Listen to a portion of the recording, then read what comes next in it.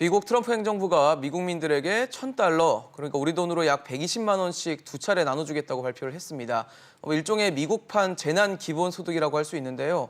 이를 포함해서 최대 1조 2천억 달러 규모의 경기 부양책을 의회와 논의 중인 것으로 알려졌습니다. 네, 중국과 일본 역시 국민에게 현금성 쿠폰 또는 현금 지급을 검토 중이라고 하죠. 세계 각국이 코로나19로 인한 경제 충격을 막기 위해서 돈 풀기를 넘어서 돈 살포를 고민하고 있습니다.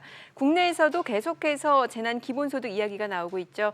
코로나19 사태 충격을 막기 위해서 정부가 어떤 결정을 해야 할지 전문가와 이야기 나눠보겠습니다. 오늘도 여러분의 다양한 의견 아침 토론으로 보내주시기 바랍니다. 100원의 이용료가 있는 유료 문자 샵 3698번으로 보내주시면 저희가 토론 중간에 소개하고 전문가들과 의견 나눠보는 시간도 갖도록 하겠습니다. 네, 오늘 토론 함께해 주실 세 분 소개해드리겠습니다. 미중산업연구소 조용찬 소장, 카톨릭대 경제학부 양준석 교수, 그리고 경기대 글로벌 비즈니스학과 오대원 교수입니다. 세 분 어서 오세요. 안녕하십니까. 본격적인 이야기를 하기 앞서서 오늘 새벽 뉴욕 증시를 좀 얘기를 하고 가야 될 것 같습니다. 트럼프 행정부가 사실 슈퍼 부양책이라고 할 수 있는 대규모 경기 부양책을 지금 논의를 하고 있고 또 꺼내고 있는데 그럼에도 뉴욕 증시 오늘 간밤에 상당히 충격적인 폭락 상세를 보였습니다.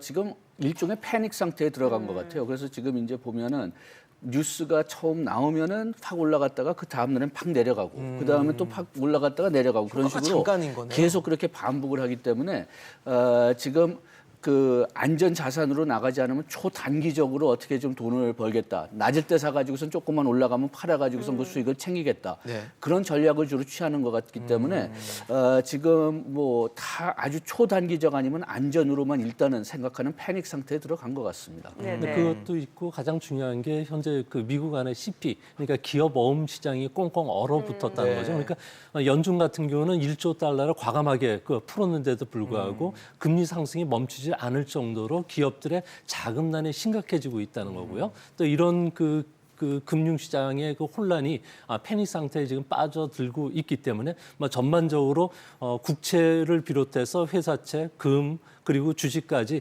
위험을 낮추기 위해서 달러 외로는 전부 위험 자산으로 인식하는 게 지금 가장 큰 문제로 보여집니다. 그 미 연준이 기업어음 매입 기구를 설립하겠다고 발표했음에도 불구하고 그 약벌이 안 통했다라고 보시는 거네요. 네, 상승세를 어느 정도 꺾는 거는 좀 가능하겠지만 추세상으로 완전히 하락 전환시키기에는 여전히 부족하다는 겁니다. 상승 전환으로 시키기. 그래서 오늘 신문 같은데도 미국 신문 같은 데도 보면은 지금 그 연준도 그 장기 채권을 사야 된다, 사채를 사야 된다 그런 논의가 있거든요. 그래가지고선 지금 그 연준이 가장 무서워하는 것은 이제 그 자금 경색이 일어나지 않을까. 그렇죠. 그래가지고선 이번에 그 지급 준비율도 완전히 0%로 떨어뜨렸더라고요. 그렇기 때문에 지금 어떻게 해서라도 그 자금 경색을 막아야 된다고 지금 생각하는 것 같습니다. 네. 예, 최고의 안전자산이 지금 현금이 돼서 현금 외에 모든 다른 채권이고 이런 주식이고 다 맡겨야 하는데 전부 다 현금화해서 이 위기를 극복하자 이런 생각들을 하고 있어서 그래서 달러 이런 패닉이 강세가 나타나는 것 같습니다. 예. 그렇군요. 사실 트럼프 행정부가 이번에 내놓은 통 큰 경기 부양책 가운데 가장 이 주목받는 것 중에 하나가 미국민 한 명씩 이제 $1,000씩 주겠다 이런 건데 트럼프 대통령이 사실 급여세 면제가 의회에 좀 반대에 부딪힌 상황에서 나름대로는 좀 차선책을 내놨다. 이렇게 봐야 될까요? 이게 한 번도 아니고 두 번이 될 수도 그러니까요. 있다는 얘기가 나오더라고요. 지금 현재 트럼프 대통령이 처음에 제시한 게 급여세인데요. 그런데 아까 말씀하셨지만은 그게 급여세가 막혀가지고선 지금 이제 현금으로 주는 거 얘기한다고 하지만은 그렇지만 이론적으로 본다면은 급여세보다는 그 현금성 그 지원해 주는 게 더 낫다고 지금 저기서 다 얘기가 나오기 때문에 세를 깎아주는 거보다는 그렇기 때문에 트럼프 개인적으로는 이게 차선책으로 볼지 모르겠지만은 경제 이론적으로는 이게 오히려 더 좋은 정책일 가능성이 큽니다. 그 이유가 근본적으로는 급여세를 낮추면은 그러면은 이게 우리가 지금 하는 이런 확장 정책의 목적이 뭐냐? 소비를 늘리고 그다음에 지금 그 코로나 독감 때문에 소득이 끊긴 사람들한테 소득을 지원해주는 그런 정책이 필요한데 네. 급여세는 지금 월급이 있는 사람들만 도와주는 셈이 되고 그렇죠. 월급이 그러네요. 많을수록 더 큰 도움을 주게 되니까 그러니까 오히려 피해받은 사람한테는 지원이 별로 안 가고 그다음에 소비를 늘려야 될 텐데 부유층의 그 혜택이 제일 많이 가면은 오히려 저축을 하기 때문에 소비가 안 늘고 네. 그렇기 때문에 이론적으로는 별로 그렇게 좋은 정책이라고 볼 수가 없었습니다. 근데 그 중에서도 가장 예. 주목해서 보셔야 될 점은 G7 정상회담이 긴급하게 월요일날 갔지 않았습니까? 네. 이때 이야기했던 게 고용이라든지 시장 안정을 위해서 강력하게 여러 가지 정책들을 내놓겠다고 이야기하면서 선진국들이 계속적인 대규모 경기 부양책들을 내놓고 있습니다. 맞습니다. 그러니까 미국 같은 경우에도 당초 예상보다도 더 강한 정책이 나왔고요. 오늘 ECB 같은 경우에도 그 이탈리아 국채를 대량으로 매수하고 CP까지 매수하는 소위 말해서 1,030조 원의 양적 완화 네. 이야기를 좀 꺼냈고요. 네. 예. 일본 같은 경우에도 30조 엔 규모의 또 대규모 현금 살포 계획을 세우고 있다는 점에서는 우리도 좀 공격적으로 이런 그 정책을 써야 되지 않을까 그렇게 보여집니다. 네. 실제로 폴 예. 크루그만이라든지 물론 이쪽은 진보적인 경제학자지만 그레고리 맨큐나 아니면 가장 보수적으로 판단하는 루비니까지도 네네. 왜 간접적으로 급여세를 감면해 주는 방식으로 이 효과가 나타날 때를 기다리냐. 가장 공격적이고 직접적이고 시급하게 필요한 사람에게 돈을 꽂아주는 것이 제일 좋은 정책이라고. 돌아가지 말라는 얘기네요. 제일 좋은 시스템은 이게 누구한테 줄지 알고 주면 좋은데 이거 가려내는데 걸리는 시간이 훨씬 더 아깝다는 겁니다. 그 비용이 크다. 예. 그 앞서서 2001년하고 2008년에도 이제 미국은 두 차례 직접적으로 현금을 지급을 했단 말이죠. 그럼 그때 당시에 어땠나요? 효과가 있었나요? 효과가 약간은 있었다고 예. 봅니다만 좀 어떤 면에서는 조금 좀 실망적인 면도 없진 않았습니다. 예, 그 예. 이유가 뭐냐면 평균적으로 본다면은 예. 한 3분의 1을 지출했고 3분의 2 정도는 저축을 했어요. 그런데 아까 얘기했지만 지금 필요한 것은 소비거든요. 그렇죠. 그렇기 때문에 그런 면에서는 아주 효율적으로 쓰지는 못했다는 그런 비난을 좀 받을 수가 있는데 그런데 그 소득층으로 좀 나눠본다면은 저소득층이 오히려 훨씬 더 그 돈을 많이 썼습니다. 당장 필요하니까. 그래가지고선 그 평균적으로 이제 그 가정의 지출이 3.5% 증가됐다면 저소득층은 한 6% 증가됐다고 나오고 있습니다. 예. 네, 2008년 같은 경우에는 고유가 상황이었거든요. 네네. 그렇다고 막 현금 600억 달러,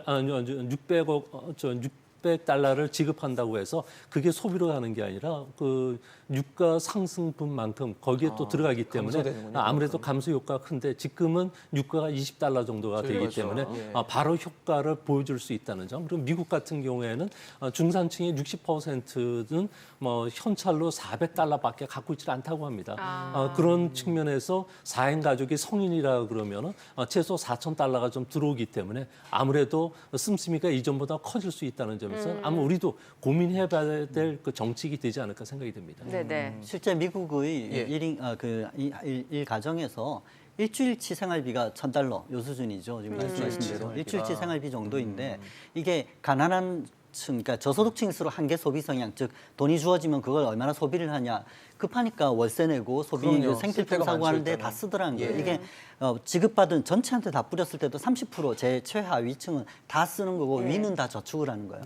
특히 아까 말씀하신 것처럼 안전자산이 필요할 때 지금 현금을 보유하고 있는 게 미래를 대비하는 제일 좋은 방책이라 할 때 오늘 하루 먹고 살 일이 급하지 않은 사람들은 저축을 하는 성향이 네네. 더 크게 나타나죠. 그렇죠. 그러니까 결국 사실 현금을 직접 지원을 해서 이것이 소비로 이어지게 해서 다시 경기가 좀 살아나게끔 하는 것이 이제 정부의 의도인데 그럼 과연 직접적으로 이번에 뭐 $1,000씩 준다고 했을 때 뭐 저소득층만 쓰고 고소득층만 안 쓰면은 주는 것 자체에 대해서 좀 차등을 주는 방안을 고민해볼 필요도 있는 거 아닌 거예요? 지금 그런데 미국은 그 시간이 없으니까 그냥 일단은 다 주고 보자 그런 구분하지 면이 말자는 있고요. 거군요. 네. 그 다음에 우리나라 같은 경우는 그 대구에 집중적으로 코로나가 쳤지만은 예. 미국은 지금 전반적으로 전국적으로 나타나고 있고 그 다음에 그 처음에 시초에 테스팅을 잘 안 했기 때문에 지금 미국 어떻게 지금 지역적으로 퍼져 있는지도 모르고 소득층으로 어떻게 퍼져 있는지도 모르고 그런 걸 다 모르는 그러니까 상태입니다. 상황 판단을 제대로 할 수 없는 상황인 그러니까 거예요. 일단은 주고 보자. 그런 일단 전략을 급한 취한 것부터 것 막고 같아요. 보자는 거군요. 예. 사실 제일 좋은 예. 방안은 누가 필요한지 알아서 그 사람에게 딱 그만큼 그쵸. 주는 게 제일 좋습니다만 타겟팅이 이게 모릅니다. 모르니까 사회 시스템이 잘 안 돼 있는 경우에는 특히 무차별 살포하는 것이 가장 그 차선책으로서 시급하게 하는 정책은 급하니까 먼저, 일단 이거 예, 주고 보자는 응급정책이죠. 얘기군요. 예, 예. 그러니까 FRB 같은 경우에도 스스로 차를 끊고 배수진을 쳤거든요. 예. 그러니까 아무래도 이런 공격적인 정책을 의표를 찌렀을 경우에는 아무래도 경제적인 효과가 더 크다는 측면에서 이번에도 좀 공격적인 자세로 나오지 않나. 그래서 제3탄 경기 부양책을 발표했고요. 앞으로도 계속 이런 정책들은 나올 것으로 보여집니다. 네. 근데 뭐 그럼에도 좀 걱정이 되는 게 일본 같은 경우도 지금 이 현금 지급하는 방법을 고민을 하고 있다고 하는데 2008년인가 보니까 뭐 글로벌 위기 때도 이런 정책을 펼쳤다고 합니다. 근데 그때는 정부가 원하는 대로 그러니까 소비를 하기보다는 저축을 많이 했다고 그러더라고요. 예. 실제로 그렇죠. 예. 예. 네. 예. 그래서 그 일본은 뭐 우리나라하고 어떤 면에서 조금 비슷한데 그 노령화가 지금 상당히 심하기 때문에 그리고 또 그 전에 그 부동산 그 거품이 꺼지면서 그 일본의 그 은퇴자들이나 아니면 은퇴를 이제 곧 할 사람들의 자산이 크게 떨어졌거든요. 그렇게 되니까 현금을 주면은 가장 중요한 것은 은퇴 후에 내가 살 돈을 일단은 마련해야 된다. 그러니까 자연적으로 저축이 흘러갈 수밖에 없죠. 우리나라도 좀 비슷한 문제가 일어날지 좀 걱정되긴 합니다만 뭐 다른 도구가 별로 없으니까요. 네, 일본 같은 경우에는 그 미국과 달리 개인 금융 자산 규모가 1,903조 엔 정도가 됩니다. 또 장롱 속에 있는 현금만 50조 엔 정도가 되는데요. 뭐 돈이 있어도 소비를 안 하는 상태에서 뭐 이번에 아베 같은 경우에도 관광에 쓸 수 있게끔 상품권을 준다든지 그리고 뭐 감세를 같이 엮어서 같은 정책을 추진하긴 하겠지만 실제 효과는 없고요. 또 특히 재미있는 것 중에 하나가 일본에서는 고령자들이 많다 보니까 치매를 앓다가 뭐 장롱이나 책상 서랍, 부엌 찬장, 침대, 냉장고에서 사라진 돈이라든지 귀금속만 하더라도 100조 원 정도가 된다고 합니다. 네네. 그래요.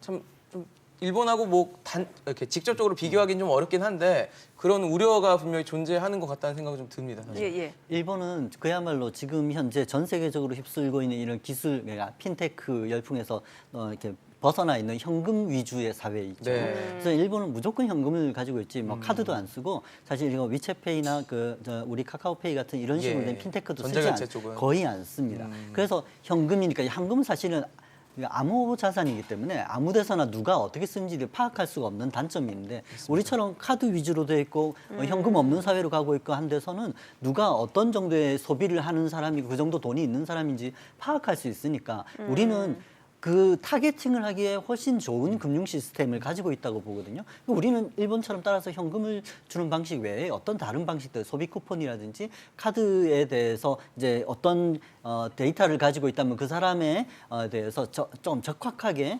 꽂아주는 그런 새로운 방안 이런 것들을 마련하는 것이 우리가 할 수 있고 하는 것이 더 좋고 이런 상황입니다.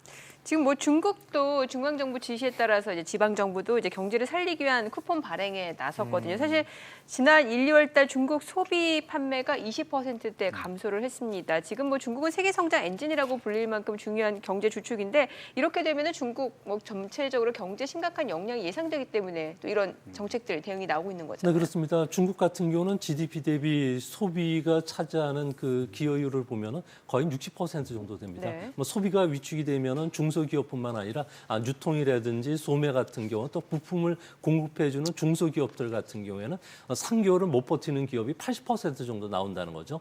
이 때문에 중국 정부는 1분기에 지금 같은 경제 지표라면은 마이너스 7%까지 떨어지고요. 2분기도 마이너스 성장이기 때문에 앞으로 그 소비성 그 현금 지급뿐만 아니라 예. 다양한 경기 부양책들을 네. 쏟아낼 것으로 보여지는데 이제 문제는 이런 효과가 제한적일 수밖에 없다는 점 그리고 앞으로 공급망 훼손이 상당 부분 길어진다는 점에서는 앞으로 중국도 4%대 성장으로 떨어질 수밖에 없지 않나 이렇게 보여집니다. 예.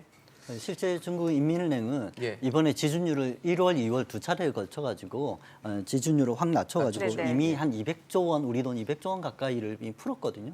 거기에다가 더해서 과거 2008년 글로벌 금융위기 당시에 중앙 정부는 자동차 쿠폰, 그다음에 전자제품 쿠폰을 발행해가지고 특히 농촌 지역에 이 산업 구조 조정은 부수적인 효과이고 이 자동차하고 이런 가전제품의 소비를 확 이렇게 풀어준 경향이. 그러니까 쿠폰을 줘가지고 이거 써야지 혜택을 받을 수 있게 한 격이 있었습니다. 근데 지방 정부들은 그 자기 영내 구역 내에서 소비를 할 수 있도록 되게 구체적인 도서 쿠폰, 여행 쿠폰, 외식 쿠폰 이런 식으로 줘요. 네네. 그래서 그런 거 한번 효과를 본 적이 있었고 특히 전 세계에서 가장 많이 퍼져 있는 이런 전자지급 결제 시스템으로 네네. 누가 어떻게 쓰는지, 그러니까 금융의 모세 혈관을 파악하고 있기 때문에 그런 방식을 통해서 이번에도 이런 보조금 정책을 쓰려고 하는 겁니다. 지금 사실 뭐 전 세계 각국에서 이제 어떻게 보면 현금을 직접 투입하는 방법, 지원하는 방법을 뭐 고민을 하고 있고 시행을 하겠다고 밝힌 상황인데 또 미국 같은 경우는 경기부양책을 1조 달러 규모의 경기부양책을 내놓고 그걸 의회와 지금 논의를 하고 있다라고 밝혔는데 그럼에도 지금 뭐 오늘 간밤에 뉴욕 증시처럼 경제 상황이나 뭐 시장 상황이 잡히지 않는 모습을 보이잖아요. 그게 지금 너무나 무서운 뉴스들이 많이 나오는 거죠. 그러니까 우리나라에 지금 뭐 코로나 독감 많이 퍼졌다고 해도 그래도 지금 뭐 10,000명을 넘지 않고 있는데 이탈리아 같은 경우는 우리보다 늦게 시작했는데 벌써 10,000명이 빠르죠. 넘었다는 거죠. 예. 그다음에 독일 같은 데서 뉴스를 보면은 한 70% 국민들의 한 70%까지 코로나 독감을 겪을 거다. 그런 얘기까지 나왔고 미국은 지금 얼만큼 퍼질지를 전혀 모릅니다. 네. 그렇기 때문에 얼만큼 이게 의료적으로 심각할지도 모르고 그다음에 지금 나오는 실업자가 나올 수 있는 가능 숫자를 보면은 엄청나게 지금 그 예측을 거의 못하는 뭐 CNN 정도로 같은 경우는 일자리가 예. 8천만 개 사라질 수 있다. 지금 이렇게 했네요. 민우춘 장관은 20%가 될 거다. 와. 그렇게까지 얘기하는데 지금 미국이 그 글로벌 금융 위기 때도 10%를 안 넘었고 네. 82년에 10% 약간 넘었어요.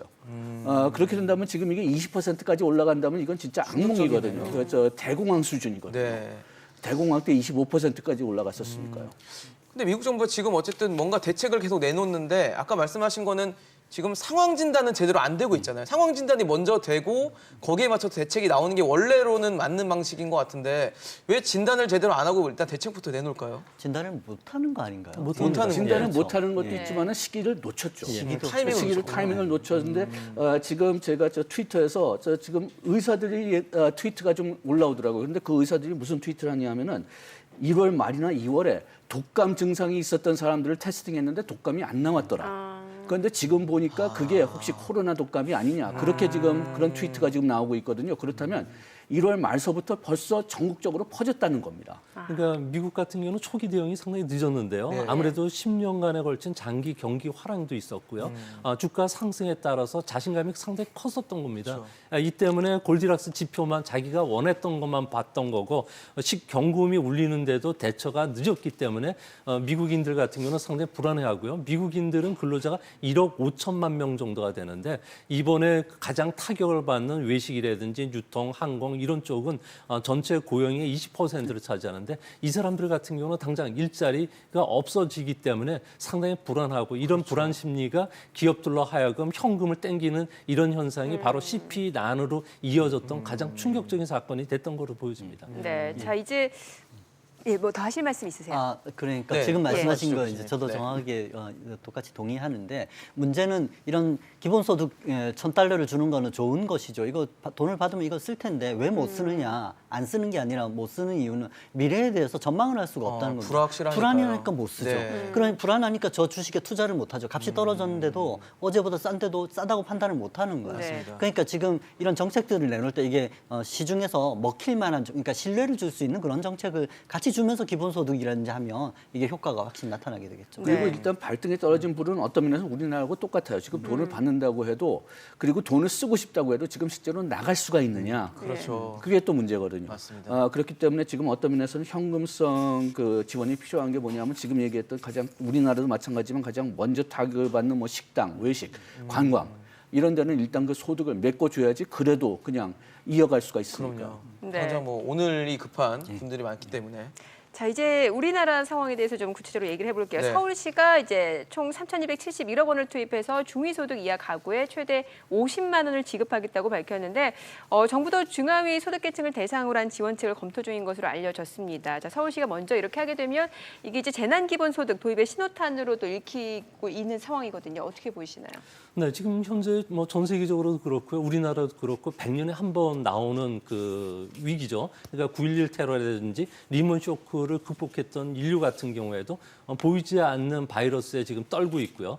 가장 중요한 건 지금 그 살아남는 자가 강한 시대가 됐다는 겁니다. 근데 모든 사람을 살리고 위기를 넘기기 위해서는 뭐 재난 기본소득이 얼마가 됐든 중요하지 않고요. 또 신속하고 필요한 부분에 골라서 대량으로 작은 공급이 상당히 중요한 사항인데요. 이 때문에 뭐 전 국민 재난 그 극복을 위한 여러 가지 그 추경 사업들도 집행이 돼야 됩니다. 근데 문제는 1차 추경안은 집행됐지만 2차 추경은 현재 그 국회를 보면은 국회의원들이 전부 선거장에 나가가지고 이 부분과 관련 논의만 되어 있지 실제 그 집행이 될 수 없다는 겁니다. 조금 전에도 말씀해 주셨듯이 핀셋을 그 찍어가지고 바로 대규모의 자금 살포를 해주고 현재 전쟁에 나갔던 군인들이 총상을 입고서 어디 상처가 있는지 모를 때는 닌겔과 그리고 피를 주입하면서 소독제를 온몸에 퍼뜨려줘야 되는데 이 작업을 해야 되는데 이 작업을 해야 할 외과의사는 국회의원들이 지금 놀고 있다는 거죠. 지금 어떤 면에서는 굉장히 답답한 게 네. 지금 우리가 미국의 추경을 지금 얘기하고 있는데 지금 트럼프가 지금 이 직접 소득 그 얘기하는 추경이 3차 추경이라고 볼 수가 있어요. 예. 1차는 그 86억을 3월 초에 지급했는데 그건 주로 의료나 방역에 쓰는 예. 그런 예산이었고 그다음에 2차가 오늘 이제 국회 통과돼서 의회 통과돼서 트럼프가 오늘 아니면 내일 그 서명할 걸로 보는데 이것은 이제 긴급한 뭐 지원, 유급 그 휴가 같은 그런 사항들 허용하는 사항들 또 코로나 테스팅을 무료로 할 수 있게 하는 그런 예산이 이제 들어가고 그 다음에 지금 얘기하는 뭐 어떤 기본소득 이 $1,000씩 주는 기본소득은 이제 또 논의될 과정이기 때문에 지금 벌써 한 2달 사이에 3번을 추경했어요. 그런데 우리는 지금 이 하나의 추경을 가지고 지금 한 달 지지 끌고 있는 건데 어떤 면에서 본다면은 미국 의회는 가장 자기네들이 급한 일들을 먼저 해가지고선 거기에 대해서 그 금액을 신속하게 집어넣었지만은 우리는 한 번만 추경한다 그런 생각을 처음부터 가졌는지 지금 당장 생각하는 게 아니라 6개월 후에는 어떻게 될까, 8개월 후에는 어떻게 될까 그것까지 생각해가지고선 지금 다 그걸 넣으려고 하는 것 같으니까 네네. 시간이 지나가면서 오히려 기회를 놓치지 않나 좀 그런 걱정이 많습니다. 네네. 사실 이거는 보편적 기본소득하고 전혀 다른 재난 상황에 따른 일회성 기본소득이므로 예. 여기에 대해서 사실 시급하게 지급하는 것이 우선인데 이건 약간 이데올로기에 좀 쌓여가지고 이걸 다 줄 거냐 말 거냐 이런 편협한데 좀 시간 낭비를 하는 것 같아요. 그럴 시간이 없지 않은가 싶습니다. 그게 굉장히 좀 답답합니다. 그 기본소득을 왜 그 단어를 썼는지. 기본소득이라는 단어. 그렇죠. 뭐라고 차라리 해야 그냥 될까요? 현금 지원이라고 얘기하면은 큰 문제가 없었을 거예요. 그런데 기본소득 가지고 기본이라는 한쪽에서는 이걸 가지고 기본소득을 나중에 밀어 넣겠다는 생각을 가지고 있는지 또 반대쪽에서는 그렇게 되면은 상대방의 기본소득을 우리가 인정하게 된다는지 그래가지고서 필요 없이 지금 논쟁이 싸우는 것 이어지고 같습니다. 네. 사실 뭐 김경수 경남도지사가 처음 얘기를 했을 때 이 재난기본소득에 대해서 일단 다 지급하고 나중에 고소득층에 대해서는 뭐 세금으로 걷자라고 얘기를 했는데 뭐 앞서 미국은 이제 뭐 타이밍도 늦고 못한다고 말씀해 주셨지만 우리나라 같은 경우는 지금 뭐 방역 시스템도 돼 있고 그다음에 결제 시스템 같은 것도 갖춰져 있기 때문에 지급을 보편적으로 할지 말씀하신 대로 기본적으로 할지 아니면 선별적으로 타겟팅을 할지도 고민을 해봐야 될 것 같다는 생각이 들거든요. 근데 이런 걸 해줄 그 홍 경제부총리 같은 경우는 마스크만 지금 신경을 쓰고 있다는 겁니다. 이 때문에 이 부분과 관련해서 한국은행의 마이너스 통장을 만들어서 바로바로 쓸 수 있게끔 적기적소에 그리고 핀셋으로 대량으로 강력하게 정부가 뭔 일을 하고 있다. 그러니까 투자 심리를 안정시키고 기업의 자금난 해소를 시켜줘야 되는데 이걸 못하고 있기 때문에 그렇고요. 이 때문에 앞으로 추경 예산과 관련해서는 2차와 관련해서는 지금 빨리 준비를 해줘야 되지 않나. 그리고 1차 추경이 일단 불태워서 경기 하락을 막은 다음에 2차부터는 이제 본격적으로 살려가는 외과 수술식 그 처방전을 내놔야 되는데요. 이거와 관련해서 지금 현재 논의하고 있는 건 재원이 어떻게 되느냐, 네, 그리고 선별적이냐 아니면 보편적이냐 이런 그 이데올로기 싸움을 하다 보니까 실제 경제 처방이 늦고 그러다 보니까 주시장이 하락하는데 주시장이 여기서 더 하락한다면은 지금 이런 선별적 복지라든지 보편적 복지 문제가 아니라 금융시장 쇼크를 막기 위해서 네. 먼저 나서야 된다는 겁니다. 이 때문에 지금 빨리 해야 될 걸 못하면은 나중에 더 많은 비용이 초래될 수밖에 없는 상황입니다. 그러니까 고민하시고 시간 끌지 말고 빨리 지금 어쨌든 조치를 취하는 게 먼저다라는 말씀이신 건데. 예, 저희 그냥 선별적으로 할 수 있으면 선별적으로 하는 게 제일 좋지만은 그렇지만은 지금 잘못하면 시기를 놓치지 않는다. 그래가지고서 뭐 이렇게 기본소득을 쓰고 싶다면은 그러면 한두 달 조치를 먼저 해가지고 한두 달 조치는 보편적으로 다 주고 그다음에 네네. 하반기에 가서는 선별적으로 주고 그런 방법도 생각을 할 수 있거든요. 예. 굉장히 좋은 아이디어이신 것 같은데 네네. 사실 소득 분위별로 해가지고 차등 지급하는 것이 제일 좋은 방안인데 이걸 못하기 때문에 보편적으로 다 주는 거예요. 예를 들어 네네. 홍콩은 이 누가 어떻게 뭐를 벌어먹고 사는지 잘 모르니까 다 뿌려주거든요. 미국도 상위 25% 빼고 75%한테 준다 뭐 이런 예. 식으로 하고 그런데 우리는 같은 경우에는 이 소득 분위별로 예를 들어 중위소득 지금 서울시가 내놓은 것처럼 이쪽으로 해서 주고 나중에 이제 우리가 현금 없는 사회로 가면서 카드사들이 빅데이터로 갖고 있는 것이 사실 우리나라 전체 국민에 대한 이 실질 소득을 평가하는 이런 파라미터가 될 수 있는데 이걸 보완적으로 데이터를 이용해 가지고 좀 안 줘도 될 사람한테 걸 가려내는 이런 방식을 취한다든지 하는 방법도 좋을 것 같습니다. 그다음에 미국하고 우리하고 예. 좀 다른 게 뭐냐면 우리는 지역적으로 상당히 그 대구 쪽이 굉장히 많이 그렇죠. 그 확진자들이 피해를 나오고 받았고요. 있죠. 예. 그다음에 또 소상공인들 또 일정 산업의 소상공인들이 크게 피해를 받았기 그렇죠. 때문에 뭐 우리가 선별적으로 해서 그냥 돈을 그 어느 정도의 낭비는 있을 수밖에 없지만은 그쪽으로 그냥 어느 정도 잡아가지고서 뭐 관광업에 하는 소공인들은 뭐 지원을 주겠다. 대구에 있는 사람들한테는 피해를 돈을 주겠다. 자기 경력에서 등록된 사람들한테는 돈을 주겠다. 그런 식으로 해서 선별할 능력이 완전히 없는 것도 아닙니다. 네네. 자, 지금 시청자분들도 이 재난기본소득과 관련해서 여러 가지 의견을 좀 보내주고 계시는데요. 그 네. 내용들 저희가 좀 읽어보도록 할게요. 지금 끝자리 5304님이 현금을 주는 것보다 지금 국민연금이나 의료보험 세금을 감면해 주세요. 놀고 있어요. 라고 올려주셨어요. 네. 9700님 답답합니다. 지금 자영업자 저소득층 가장 확실히 도와주는 건 코로나19를 빨리 종식시키는 겁니다. 전 국민 자가 격리가 가장 효과적입니다라고 의견을 주셨습니다. 네, 0801님은요. 우리나라 국민에게도 무조건 현금 지원해줘야 합니다. 묻지도 따지지도 말고 해주고 이 사태를 안정화시키는 게 우선 아닐까요? 네, 2747님 재난기본소득 효과 보려면 수년간 지속적으로 지급을 해야 합니다. 아무래도 일시적으로 지급하면 나중에 뭐 돈을 쓰지 않을 우려가 있다라는 부분을 좀 표현해 주신 것 같습니다. 끝자리 5980님은 우선 대구부터. 예, 대구부터 급한 뭐 아까 말씀하신 거랑 비슷한 것 같아요. 빨리 지금 조치를 먼저 취하는 게 먼저니까 가장 심각하게 나타나는 대구부터 좀 조치를 취해달라라고 의견을 주셨습니다. 네, 저희 계속해서 샵 3698로 여러분들의 다양한 의견 받아보도록 하겠습니다. 과거에도 그런데 현금을 지원해준 적이 있어요. 2008년 이명박 정부 시절에 그 유가환급금이라고 해서 한 인당 24만 원 정도 지원이 됐었잖아요. 그때 효과가 있었나요? 그렇게 효과는 없던 걸로 봅니다. 왜냐하면 예. 금액이 첫째로는 너무 작았고 작았고, 예. 그다음에 어차피 그냥 뭐 24만 원 가지고 뭐 석유값이 높았으니까 휘발유 같은 거 사라고 했었으니까 고유가였죠. 뭐 금액도 그렇고 뭐 목적도 그렇고 그렇게 큰 효과는 못 본 것 근데 같습니다. 2008년도에 그 이명박 정부가 실시할 때 보면은 종합 그 부동산세 환급 조치도 있었고 이거는 규모가 컸지만 예. 이거는 거의 뭐 소비 자극 효과가 없었습니다. 하지만 사후적으로 한국조세연구원에서 조사한 바에 따르면 네네. 유가 환급금 효과가 있었던 거로 나오는데요. 월 평균 소비 지출은 한 6만 원 가량 증가했다고 합니다. 아무래도 그 가계의 그 소비 지출을 보면 월 평균 10% 유의미할 정도의 증가가 있었다는 점에서는 이번에 이런 정책을 도입하면 사회적 거리두기로 인해서 우리 경제적 피해가 한 70조 원 정도가 된다고 합니다. 뭐 사라진 소득을 좀 보존시킬 수 있고요. 침체된 경제를 활성화시키기 위해서 이런 정책들과 관련된 아이디어들을 계속 내놔야 되지 않을까 이렇게 보여집니다. 네. 이 유가 정책 그때 했던 유가 보조금에 대해서 국회 예산정책처에서 잘 준비되어 있는 보고서를 낸 게 있는데 네. 거기에 보면 실제 3조 1,400억 원 정도가 이렇게 뿌려졌는데 문제는 이 대상이 특정화되지 않아서 우리 꼭 필요한 사람들한테 즉 그때는 월급을 제대로 받고 있는 사람들의 데이터가 있으니까 이 사람들하고 자기 자영업자로 등록돼서 세금 내는 사람들 이 사람들한테는 갔는데 이 사람들보다는 오히려 실업자라든지 무직자라든지 네네. 아니면 지금 급하신 가정주부라든지 이런 일용직 노동자들한테는 못 갔어요. 이게 제일 큰 문제였어. 소득 1분위에 대해서 사실 효과가 미비했다는 게 제일 큰 반성이었고 이번에 그런 데이터를 바탕으로 이런 정책을 좀 더 세밀하게 타겟팅해서 네. 세우고 있는 걸로 알고 있습니다. 네.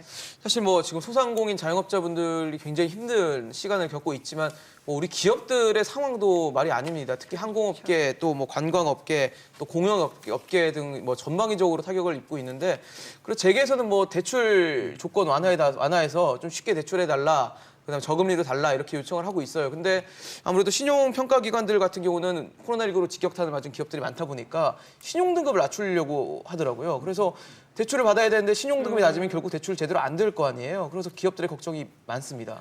그냥 아까 얘기했지만 연준도 지금 가장 무서워하는 거는 저 자금 경색인 것 같거든요. 지금 어차피 그 초과 지급 준비금이 좀 많았습니다. 그만큼 지금 그 세계 경기가 코로나 이전에도 그렇게 좋지 않았었으니까요. 그런데 지금 이렇게 되면은 더 그 은행들이 대출을 하지 않을 거고, 그 다음에 또 지금 미국에서도 상당히 염려되는 게 2008년 금융위기를 겪은 다음에 그 은행의 안전성 조치를 더 강화시켰거든요. 그런데 지금 같은 경우는 보통 때는 이게 좋은 규제지만은 지금 같은 경우는 오히려 악규제가 될 수가 있는 이유가 뭐냐면은 그 은행의 안전성을 유지해야 되니까 지금 대출을 안 해주는데 기업들이 지금 다 위험해졌잖아요. 그러니까 대출을 더 꺼려할 수 있기 때문에 저 자금 경색이 굉장히 심해질 수가 있다.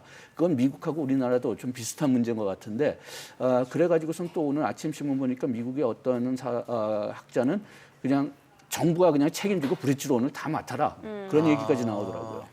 근데 이번에 그 미국을 보면은 네. 코로나 쇼크로 인해서 고용이 오히려 늘어나는 기업이 있습니다. 아마존 같은 경우는 10만 명 고용을 창출해 준다고 했거든요. 이 때문에 우리나라도 온라인 주문이 쏟아지고 있기 때문에 예. 이거와 관련된 혁신적인 기업들과 관련된 진입 규제를 좀 낮춰주게 되는 게 더 좋을 것으로 보여지고요. 뭐 탄력 근로제 그리고 또 그 기업들이 이야기하는 대형마트에 대한 임시 휴업과 관련해 가지고 규제들도. 어느 규제들도 좀 풀어주는 게 좋지 않나. 그리고 무이자 무담보 대출도 한시적으로만 적용을 시켜준다면 아무래도 새로 그 성장하는 그 벤처 기업이라든지 크게 뛸 수 있는 영양 기업과 같은 이런 그 혁신적인 기업들을 창출시키면은 결국은 이번 사태가 진정이 되면 새로운 그 성장 엔진을 찾을 수 있고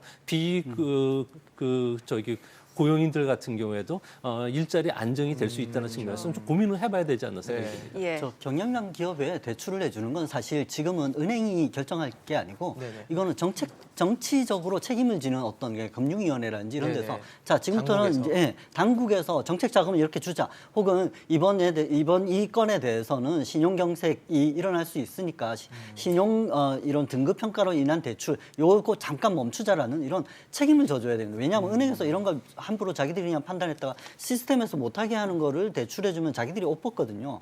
이 책임을 누가 지냐. 이게 사실 공무원들도 그래서 이번 추경안에 이런 기본소득 넣는 거에 대해 굉장히 몸살이는 게 네네. 이건 청와대에서 해줘야 되는 거지 행정부에서 할 수 있는 일이 아니라는 그런 생각을 해야 됩니다. 그러니까 지금 우리 금융 시스템 잘 돼 있지만 평화시에 최적화돼 있고 네네. 지금 우리한테 필요한 건 응급처치가 필요한 위기시라는 거예요. 그러니까 그런 정책을 해주는 것이 지금 경총에서 필요하다. 요청하는 거 아닌가 하는 겁니다. 네, 시청자분들 문자도 간략하게 다시 볼게요. 네. 지금 끝자리 4583님이 무리한 최저임금 인상 주 쉬운 2시간 실시로 어려움이 누적된 상태에서 코로나로 결정타를 입었습니다. 이참에 기존 경제정책 전면적인 수정이 필요하다라고 또 올려주셨네요. 6213님은 지원은 모든 국민에게 해당돼야 합니다. 직장이 연계돼 있는 사람은 월급이라도 있지만 하루하루 버는 프리랜서는 서너 달째 아무것도 할 수 없어 소득이 없으니 예. 너무 힘듭니다. 그렇게 말씀을 주셨습니다. 네, 자 그리고 3285님 자영업자 지원은 지난해 3분기 부가세를 환급해주며 매출만큼 공평한 지원이 아닐까 생각합니다. 꼭 제안을 받아주셨으면 좋겠습니다라고 올려주셨습니다. 다들 지금 너무나 힘드니까 그러니까요. 이제 제안들이 많이 올라오고 있는데 지금 실제로 뭐 여러 업종을 대상으로 정부에서 이제 2차 긴급 지원책을 내놨는데 여기에 대해서 업계들의 반응은 굉장히 미봉책이다라는 거거든요. 어떻게 보시나요? 그렇게 생각할 수밖에 없는 게 뭐냐면은 첫째로는 지금 우리가 뒷국을 지금 치고 있거든요. 그러니까 뒷국, 지금 예. 그 지금 대부분 그 회사들이나 뭐 일하시는 분들은 미래를 지금 두려워하고 있는데 네. 지금 과거에 받은 손해만 좀 어느 정도 그냥 봉합해 준다고 하니까 그러니까 좀 그래가지고서 아까 얘기했지만은 그냥 크게 치고 나가야 되는 게 그런 문제가 있다. 그거를 좀 해소시켜줘야 된다. 그런 그 논리인데 네. 문제는 뭐냐 하면은 지금 우리가 그럴 만한 예산이 있느냐는 거죠. 또 예산. 예산이 있느냐 그게 문제이기 때문에 아까 우리가 단기적으로는 좀 급하니까 일반적으로 보편적으로 좀 해주지만 장기적으로는 선별적으로 갈 수밖에 없는 이유가 재정 문제 어떤 사람들은 있죠. 지금 이 코로나 타격을 그렇게 심하게 받지는 않을 거거든요. 뭐 제가 교수니까 제가 코로나 그 타격을 크게 받을 가능성은 좀 드뭅니다. 그렇죠. 상대적으로 예. 그렇기 낮을 수 때문에 있죠. 어떤 면에서는 좀 분하지만은 저한테 그냥 정부에서 많이 돈을 준다. 저는 좋겠지만은 그렇지만은 전반 경제는 별로 도움이 안 될 겁니다. 그렇기 때문에 일단은 급하니까 좀 보편적으로 하고 네, 그렇지만은 네. 나중에는 우리 예산 같은 거 생각해 가지고선 네, 선별적으로 갈 수밖에 없겠지만은 그거는 한 하반기 정도 돼야 될 것 같습니다. 시기를 달리해서 또 정책도 달라져야 된다라는 거군요. 예. 지금 세밀한 정책이 필요하다는 건 다 동의하시는 것 같은데 네네. 우리 기업들이 지금 무기가 없어진 게 아니라 총알이 없어지는 거거든요. 그리고 자영업자나 프리랜서들이 자기의 경쟁력에서 뭐 이런 기술이나 이런 것들이 뭐 어떻게 그러니까 뭐 아직 근원적으로 안 좋아지는 게 아니기 때문에 지금 말씀해 주신 대로 일단 확 뿌려놓고 나중에는 이제 훨씬 세밀한 정책으로 조정해가는 방안 시간이 제일 중요하다고 생각합니다. 근데 이번 코로나 쇼크로 인해서 기업들이 느끼는 거는 자금난이에요. 그러니까 네. 뭐 공급망 훼손에 따른 거는 뭐 시간이 지나면 회복이 되겠지만 우리나라의 그 CDS 프리미엄 같은 경우에는 현재 50일 정도로 나오고 있는데요. 한 달 사이에 무려 127%나 급등을 했다는 겁니다. 우리나라처럼 그 AA 국가인 그 프랑스, 뉴질랜드, 영국에 비해서 상당히 높게 나타나는데요. 이런 현상들이 금융위기 초기 증세가 나타나기 때문에 기업이라든지 그 은행들 같은 경우에는 달러 확보에 지금 나서고 있다는 점에서는 네. 아무래도 그 신용 위기가 만약에 터졌을 경우에는 기업들 같은 경우에는 상당히 곤란한 처지에 들어갈 수밖에 없기 때문에 이거와 관련된 세부적인 작업들을 정부가 지금부터라도 빨리 신속하게 집행을 돼야 되지 않나 이렇게 보여집니다. 그래서 뭐 얘기 나오는 것들이 이제 한미 통화 수합 얘기들이 나오는데 통화 수합이 어떻게 좀 진행이 이렇게 진척이 좀 안 되는 느낌들이 좀 있는 것 같아요. 필요성은 알고 있고. 글쎄요, 그냥 필요성은 다 알고 있지만 우리가 2008년에도 비슷했지만은 우리는 계속 통화 수합을 미국하고 원했습니다. 그런데 네네. 미국이 오히려 그 밑빠진 독에 그냥 자기네들 달러 계속 붙지 않을까 그런 염려를 해가지고서는 오히려 미국 측이 굉장히 소극적이었죠. 예. 그리고 그때 보면은 통화 수합의 그 가치가 그때 한 300억이었는데 그런데 그때 우리 외환 보유고가 그 금융위기 직전에는 2,600억. 금융위기 직후 2018년에는 2,000억 그렇게 됐으니까 네네. 300억이 따져보면 그렇게 큰 돈이 아니었어요. 그렇지만은 우리가 진짜 이렇게 그 금융위기나 외환위기에 들어간다면은 우리 외환 보유고가 얼마 있는지가 그렇게 중요하지가 않습니다. 그게 다 무조건 빼니까요. 예, 예. 그렇게 되니까 그때 그 도움이 됐던 거는 어떤 그 금액이 중요한 것보다도 어떤 상징성이 더 중요했거든요. 그 미국이 계약을 체결했다. 달러를 책 찍을 수 있는 나라는 네. 미국밖에 없는데 미국이 한국을 지원해 주겠다.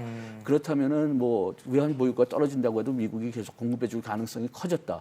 그러니까 좀 안전판이 생긴 느낌이 있죠. 그러니까 사실. 그 큰 금액을 지금서부터 큰 금액을 쫓기보다는 네네. 일단 뭐 100억이라도 시작이라도 해야 시작이라도 되는군요. 그냥 하는 게 그런 전략을 취하는 게 좋지 않을까 근데 싶습니다. 과거 1997년 IMF 때 그 우리나라 원화가 1달러에 그 2,000선이 무너질 위기가 있었는데요. 이때 이제 극복했었던 게 이제 IMF의 구제금융도 있지만 로버트 그 루빈 재무장관이 달러와 관련해서 우리나라에게 대출을 허용하면서 무제한 달러를 한국에 지원해 줄 수 있다. 그래서 한머니들이 한국에 대한 공격을 멈췄고요. 네네. 또 조금 전에도 이야기했듯이 2008년 국제금융위기 때는 300억 달러에 대한 그 규모의 통화수화프 협정이 아무래도 큰 도움이 됐던 것으로 보여집니다. 그래서 이번에도 빨리 이거를 서둘러야 되는데 문제는 2008년도에 중앙은행 간의 그 협정을 모두 이제 한국은행 주도로 해서 다 이끌어냈는데 여기에 그 경제부총리가 자기가 한 것처럼 대통령에게 보고하고 그리고 언론에 흘리면서 밥숟가락을 얹고 깃발을 꼽으니까 한국은행도 이번에 제대로 된 그 이야기를 그 경제부총리라든지 언론에 흘리지를 않고 있기 때문에 여러 가지 혼선이 작용되는 건 맞지만 실제 그 물밑에서는 상당히 진행된 것으로 저는 들고 있습니다. 예. 하는 네. 이 통화 사업을 미국에 개척 요청해도 FRB는 별로 할 생각이 없었을 때 그때 한번 했던 이유가 사실 중국하고 중국인민은행하고 한국은행이 통화 사업을 홍콩에 이어 세계 2위 규모의 대규모의 통화 사업을 체결하니까 이 달러의 위상을 우려한 FRB가 움직여가지고 우리한테 해준 거였어요. 그래서 오히려 우리는 미국이라든지 이렇게 바로 직접 들어가는 것도 좋지만 통화 사업을 유럽이나 아니면 일본하고 먼저 좀 이렇게 중원국하고 먼저 좀 잘 견고하게 해놓는 것이 네네. 더 좋을 수도 있습니다. 간접적으로 좀 나서게끔 하는 시사점이 방법이 될 있죠. 수 예. 있겠군요. 네. 알겠습니다. 오늘 아침 토론 여기까지만 좀 말씀 듣도록 하겠습니다. 코로나 바이러스 위기에 각국의 경기 부양책, 현금 지원책들이 나오고 있는데 과연 경제에 어떻게 영향을 줄지 세 분과 함께 짚어봤습니다. 오늘 조용찬 소장, 양준석 교수, 또 오대영 교수와 함께 봤습니다. 말씀 감사합니다. 잘 고맙습니다. 들었습니다.